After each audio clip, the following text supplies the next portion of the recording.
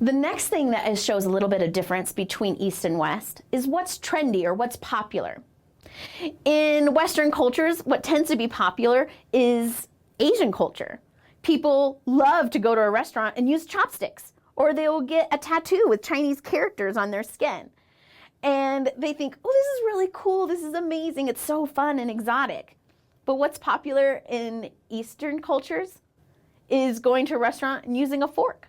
I can't even tell you how many times I walk on the subway and I see shirts with English on it and it makes 0 sense. But it's what's popular, it's what's trendy. The next is, how do we deal with when we're sick? For example, a stomach ache. When Americans tend to have a stomach ache, we want to drink something like maybe Sprite or some kind of soda to help settle our stomach. Well, and typically it's cold.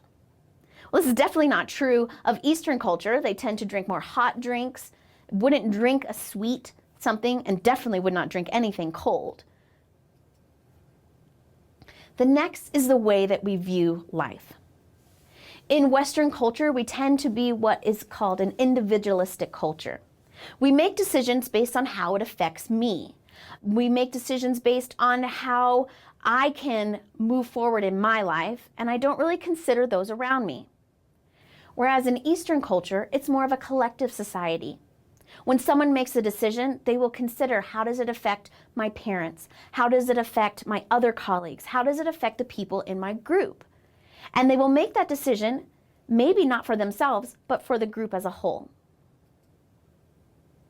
So those are just a couple of differences that we can find between Eastern and Western cultures.